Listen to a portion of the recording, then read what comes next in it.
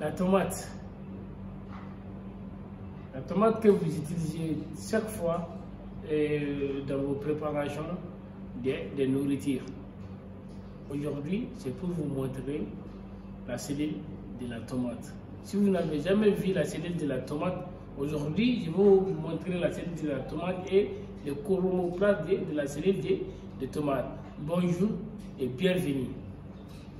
Voici la tomate. Aujourd'hui, nous allons l'observer au microscope pour voir comment se présentent les cellules de la tomate. C'est-à-dire, il y a des éléments qu'on appelle les chromoplastes qui sont dans la cellule de tomate. Maintenant, si vous avez, voici les matériels dont vous avez besoin. Ici, vous pouvez avoir un couteau, l'aiguille lancéolée, les lames et la lamelle. Maintenant, vous allez juste regarder, couper la tomate.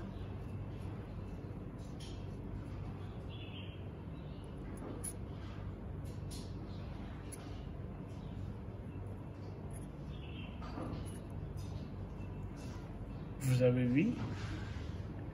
Quand vous voyez la tomate à l'intérieur, vous avez des graines, vous voyez? Il y a des graines.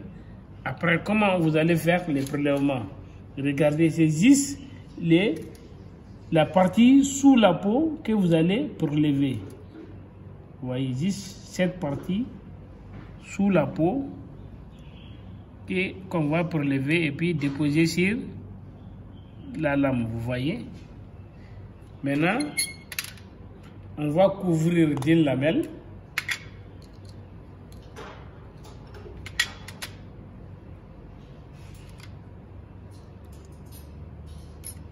Vous voyez, vous allez couvrir votre préparation d'une lamelle. Vous voyez.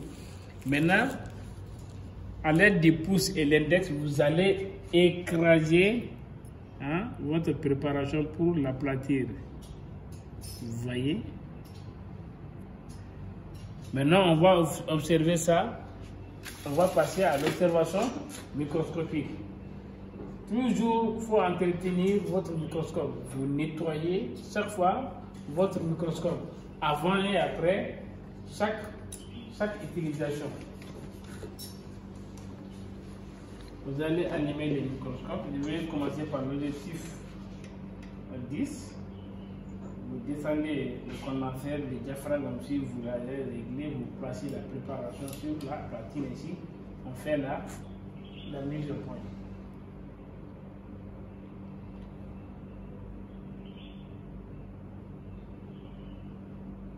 Voilà, ici, je vais vous montrer comment se présentent les cellules de la tomate. Maintenant, observons au microscope à l'objectif 10 comment se présentent les cellules. Regardez, je vais un peu essayer de zoomer. Vous voyez, maintenant les cellules sont là. À l'intérieur, vous voyez les points rougeâtres qui sont les noyaux. Maintenant, je vais passer à l'objectif 40 pour vous montrer la double membrane. Ok, et puis vous montrer aussi les aiguilles de ligotène. Maintenant, vous voyez, quand je suis passé à l'objectif 20, avant de passer à 40, je suis passé à l'objectif 20. Et regardez, vous voyez, voici les noyaux. C'est une seule cellule qui est sortie. Vous voyez la double membrane. Maintenant, vous pouvez remarquer aussi les replis. Vous voyez toujours comment se présente la cellule, vous voyez. Et regardez les replis et les aiguilles de ligotène. Et regardez très bien. Avec son noyau et la double membrane. Vous voyez toujours ici. Maintenant, vous voyez les choses circulaires qui sont noirâtres là, ne les considérez pas. Ce sont des builders, d'accord? Je vous dis comptez les pourtours des cellules avec leur noyau. Regardez cette cellule et regardez à l'intérieur du noyau. Vous pouvez voir les éléments même qui constituent, qu'on peut retrouver dans les noyaux. Vous avez vu la cellule, je vais encore l'agrandir. Vous voyez, elle est là aussi, vous voyez. Vous voyez? Très bien. Vous voyez la double membrane.